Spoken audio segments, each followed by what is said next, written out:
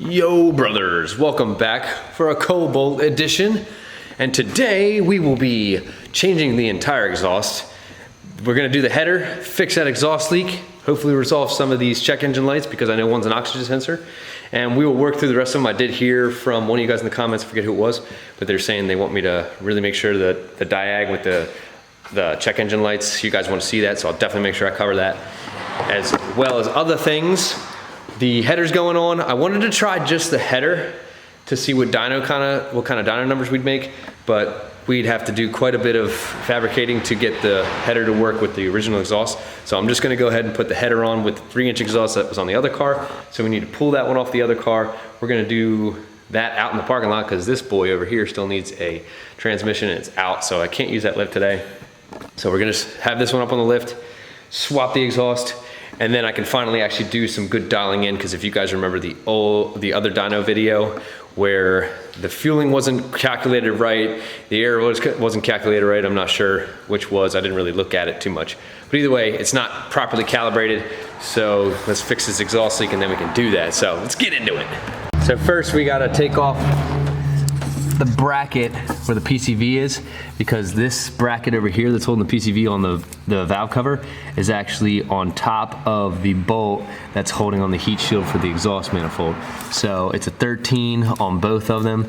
I already got the one off over there. I got this one loose, I'm pulling off on my hand. And then we can get this out of here. Okay, now that we got this loose, got it off the bracket back here, kind of put it up out of the way, and then get my gear wrench back in there and take that one off. So when dealing with a stock exhaust manifold, first thing we go is from the top. We gotta take off this shield, because the shield here, you can kind of see it. You got a bolt down here, and then you have one up here. Let me see if I can get this lighting a little better. Yeah, you got a bolt right here, and then another one on the other side that's keeping the shield from coming off.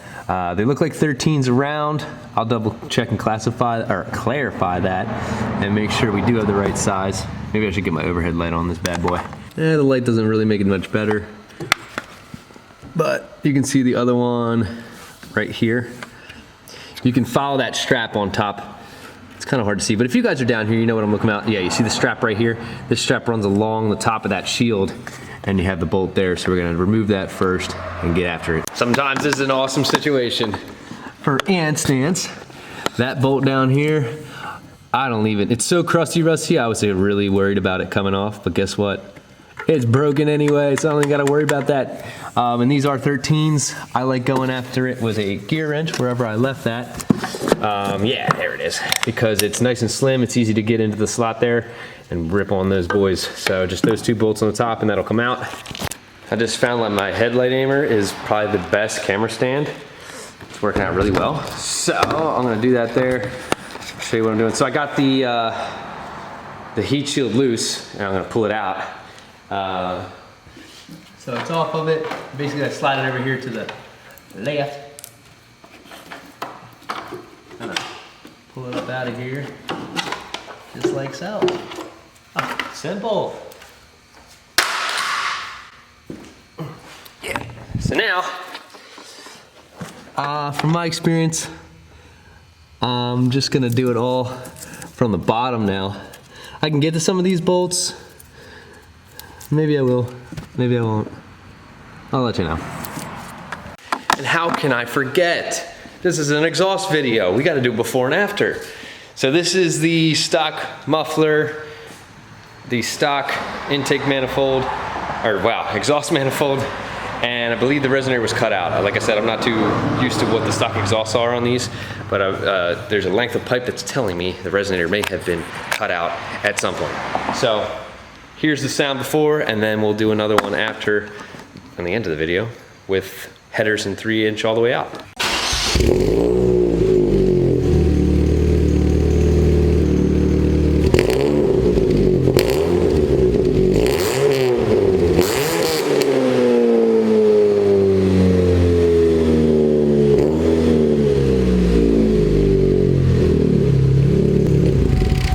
There we go. Now that we got the exhaust all nice and hot, now let's touch it. Why not? So especially with exhaust bolts, it's time for a good penetrating oil. So we got this stuff from Kimball PB Blaster works, or what is it? Zep makes a really good product, oil, but it's really expensive. Pretty much interpenetrating oil. We may have to get some heat on these because I know that they were looking kind of crusty when I looked at it before.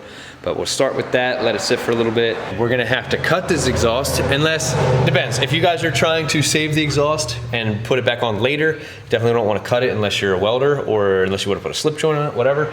But because it goes over the axle here, and because of that, it's gonna have to get cut somewhere because it obviously won't just drop down. This is why I think there might have been a resonator in here. You guys can clarify for me, please, in the comments. I'd like to know. But this looks replaced, and I think a resonator was here. Cat pipe's coming with it. We have a catless we're putting on it just for testing purposes because it's illegal in PA to run catless, so we'll put a cat back on it, just not this one. And I'm gonna unplug the oxygen sensors and take them off later.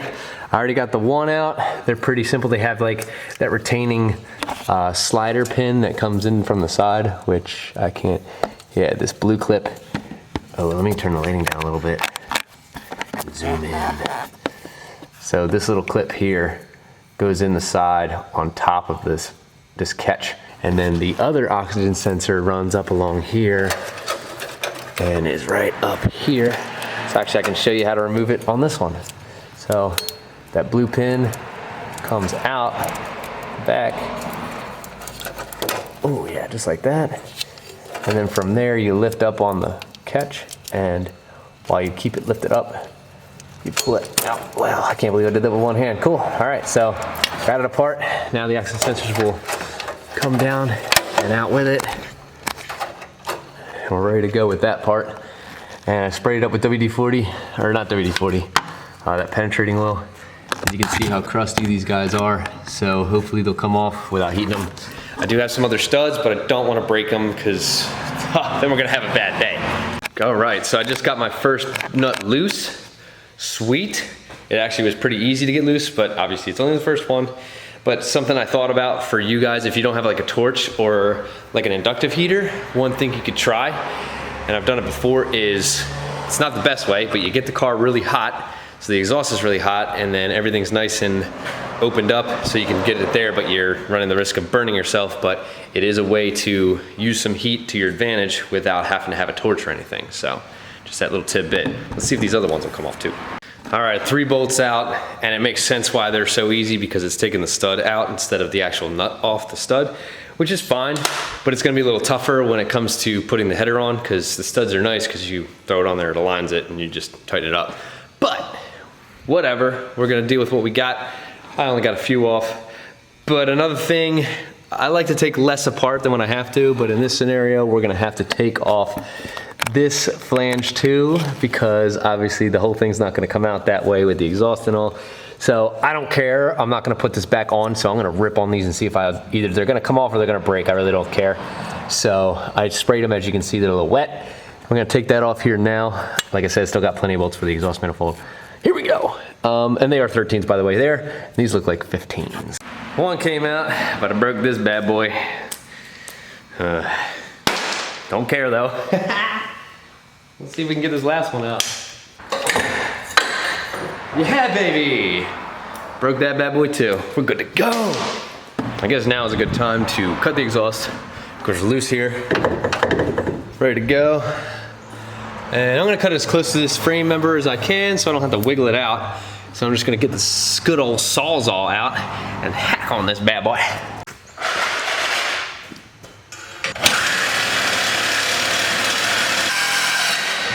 There we go.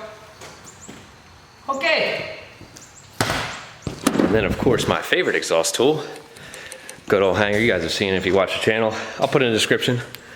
Just get up behind the insulator. I should WD-40 them before, but I think I'll be okay without it. Just get all up on there. Cut. There we go, there's the setup.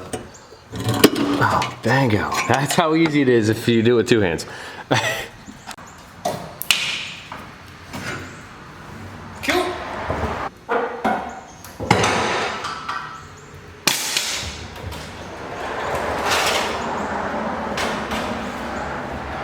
And don't forget your oxygen sensor wire. The wire actually hangs out up in here. So once you release that, if you don't have it there, it's gonna yank on the wire really bad, although I did just fold that down, so maybe you won't get in too much trouble, but either way, something to keep attention of. So now look how much space we got. A lot more room. You know, I never cared to look before. No point in even showing you, but now I know why the exhaust was leaking. It's missing a stud. Hopefully it's not broken off in there, but I guess we'll find out once we pull it off. All right, so I'm really not having too much trouble with these header bolts, or exhaust manifold bolts, whatever you call them. Got 2 nuts off, which is nice on the driver's side. The passenger side is pretty loose, and one thing I want to share is this tool. Harbor Freight sells them. Their Icon series. It's a shorty ratchet, but it has a 3/8 drive, so if you're using it for big stuff and you don't want to change all your sockets and extensions, you already got everything going on that you want, you just swap over to this boy so you can get into small spaces. Once I get it loose, then I switch to this because then it's easy to... So yeah, and I'm gonna do everything from the bottom. Now that I got more room, I'm just going up and around with the extension. Sometimes I use this, sometimes I use a short socket, and sometimes I use a little extension. You know, you guys will figure out the combos. Alrighty, everything has been removed. There's only 2 studs that I was able to keep in there. So, you know, we'll still have some lineup, just not as much as I want. And this should just, oh yeah. To be honest, I am kind of impressed by this exhaust manifold because it is like a mini header. It's like a shorty header already. I mean, it doesn't have its own runners all the way down to the flange, but it's not that bad. Oh, and it's cracked actually right in the middle there. No way. So yeah, no wonder all of our fueling and calibration's off, because we got a leak up here, we got the crack down the center here, and the oxygen sensor has no idea what to do. So no wonder we're getting codes for that. So most likely putting this header on and just cleaning up the leaks, it'll probably solve the oxygen sensor issue, which will be nice. So that's part of our issue.